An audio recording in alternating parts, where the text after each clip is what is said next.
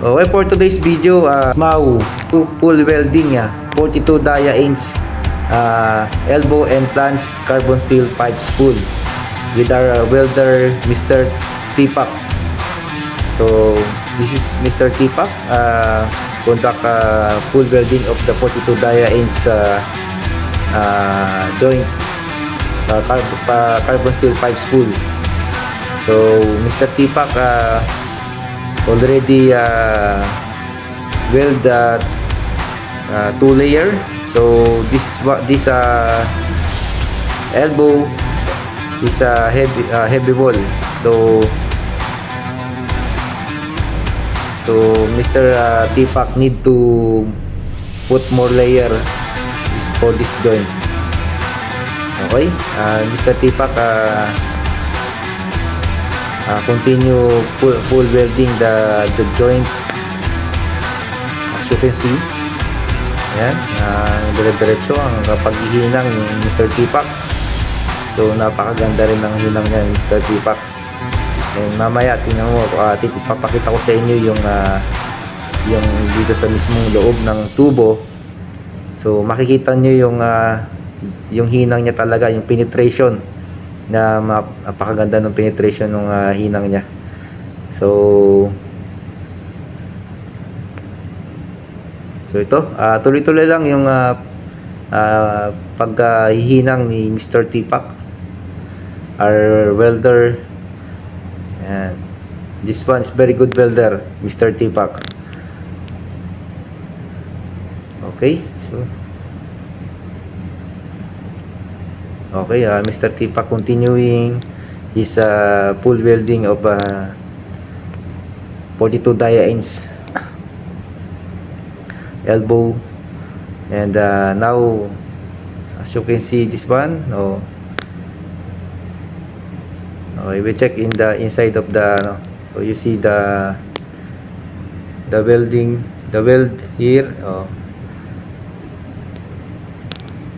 So napakaganda po nung niya, hinang. So makikita niyo yung sa loob, talagang solid yung pagkaka-welding niya. Pulidong pulido, solid na solid.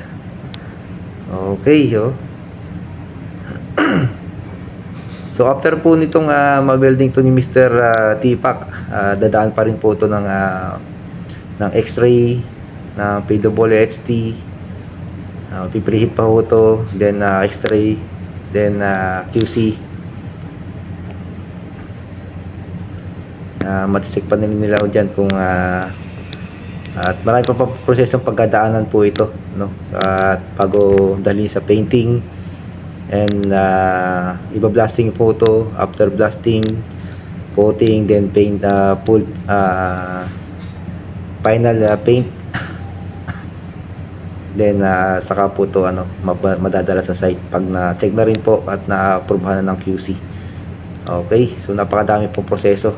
So dito pa lang po sa pagpo-full welding nito, itong pakakapal na tubo na to, makapal po ito mga ka-safety, mga kasama. So more than 1 inch yung kapal nito ng tubo. So yun, so makita nyo rin yung flange. So yung makapal din po yung flange nito. So yan lang po, at tuloy-tuloy lang po yung paghihinang ni Mr. Tipak at sa kanyang ginagawa. Ayan, patuloy lang yung kanyang paghihinang, ayan. So papaikutan pa ho niya yan sa likod. So napaka po to, matagal na proseso to kasi ilang layer pa ho to bago matapos, bago talagang complete yung hinang niya. So kailangan pa rin po talaga siyang ilang layer yung patong, talagang kailangan walang makikita na talaga solid. So ganun po kakagaling yung ating mga welder dito sa ERCC. So yan po, at makita nyo ito po, kakapal yung flange na to, 42 dia